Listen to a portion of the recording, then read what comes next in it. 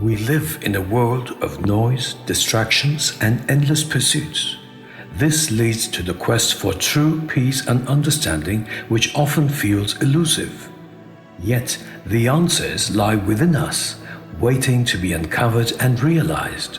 Through the timeless wisdom of Vedanta and the teachings of the Srimad Bhagavad Gita, we can transcend the illusions of duality and realize our true divine nature.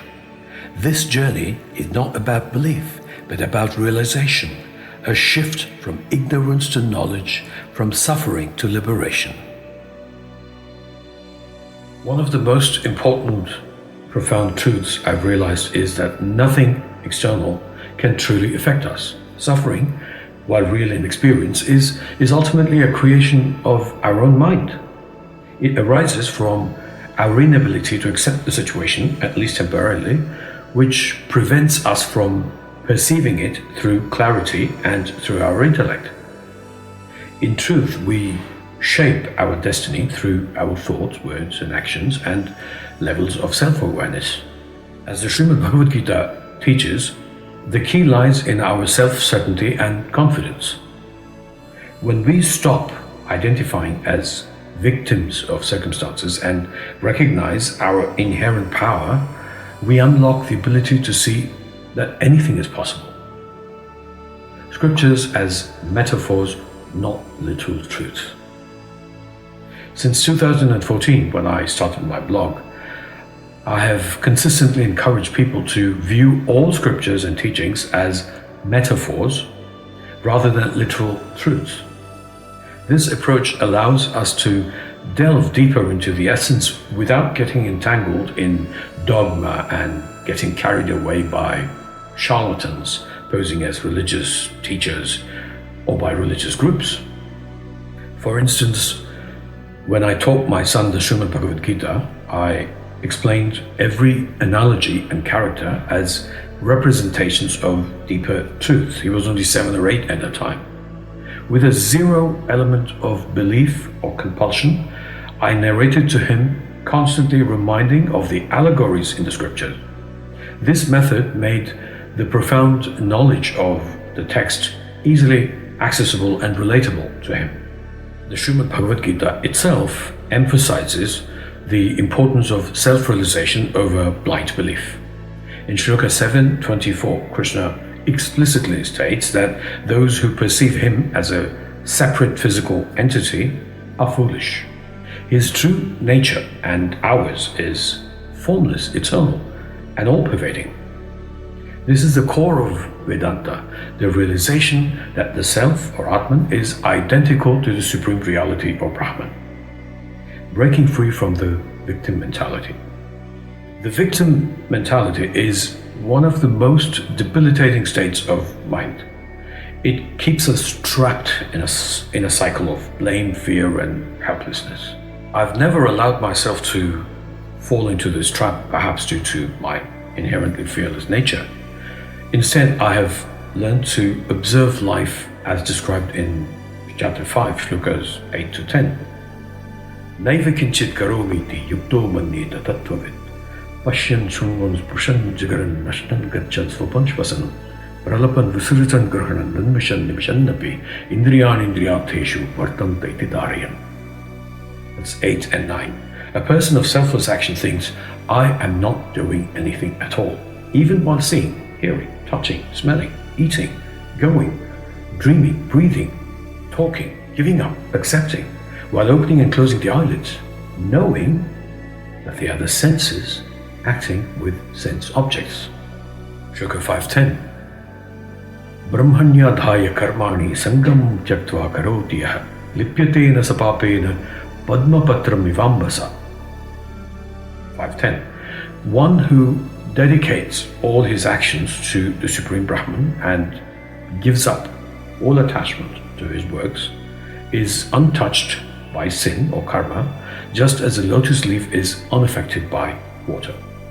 It's like watching my own life like a movie, but guess what? With the power to make corrections along the way, which I cannot do when watching a film in a cinema hall. This perspective is liberating It allows us to see our problems as nothing more than water droplets on a lotus leaf, temporary and inconsequential. By detaching from our struggles and asking what next, we activate our intelligence and find solutions rather than wallowing in self-pity. The essence of bhakti and karma yoga. The term bhakti is often misunderstood and misrepresented as some kind of a master-slave relationship. In reality, bhakti signifies absolute dedication, devotion, and commitment. But devotion to what?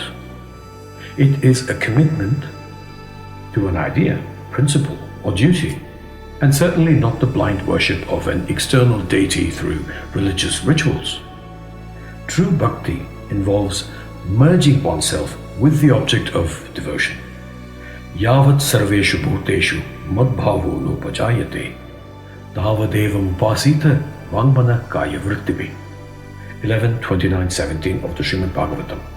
Krishna says, until the time a person has attained the ability to perceive me or Krishna in all living beings, they should continue to worship me, Krishna, through the functions of manasa, vacha, and kaya, or mind, speech, and body. For instance, as a devoted father, my dedication to my son is not about performing rituals, but fully embracing my role with unwavering commitment. I have bhakti in my fatherhood. Practical steps like cultivating clarity of mind and focus can aid in developing such dedication, but stopping there falls short of achieving the ultimate goal, which is self-realization. Similarly, Karma Yoga teaches us to act with absolute dedication, free from attachment to the results. When seen in this light, Bhakti Marga and Karma Marga are almost the same.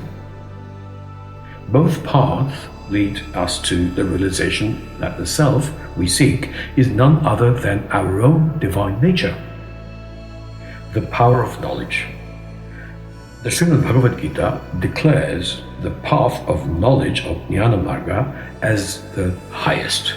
In Shloka 4:38, Krishna says that there is certainly nothing more purifying than knowledge. He who is perfect in yoga finds it in the self in due course of time. This is why I emphasize the importance of self-inquiry and reflection. As Sri Ramana Maharshi taught, the first step is to ask, who am I? By peeling away the layers of false identification with the body, mind, and ego, we arrive at the true attributeless self. This journey requires courage and a desire to learn. It is not for the faint-hearted or those content with superficial answers. Yet for those who are open to knowledge, the rewards are immeasurable. The universality of truth. As I often emphasize, all these vast scriptures are meant solely to teach us to recognize our own true divine non-dual self. There is no other goal behind Vedantic scriptures. The truth is universal and unchanging, much like the sky. Whether in India, Germany, or deep space, the sky remains the same. Similarly, the essence of all scriptures, whether the Srimad Bhagavad Gita, the Upanishads, or the teachings of Sri Adi Shankaracharya, points to the same universal truth, the oneness of existence.